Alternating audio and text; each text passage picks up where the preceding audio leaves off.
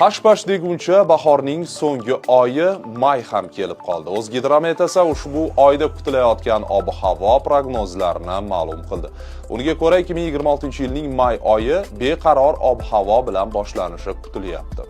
Birinchi 5 kunlikda respublika hududi bo'yicha ba'zi joylarda momaqaldiroq va kuchli shamol bilan qisqa muddatli yomg'irlar yog'adi. Havo harorati asosan kechalari 13-18 daraja iliq, kunduz kunlari 22-27 daraja issiq bo'ladi. Keyinchalik oyning oxirigacha havo harorati o'zgarib turadi. Xususan harorat kechalari 13-18 daraja iliqdan 23 darajagacha issiq bo'lishi mumkin. Kunduz kunlari issiq havo 25-30 darajadan 30-35 darajagacha.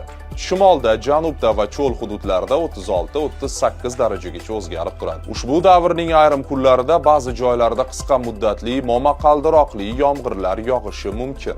2026-yil may oyida o'rtacha oylik harorat iqlimiy me'yordan 1,5-2 darajaga yuqori bo'lishi kutilmoqda.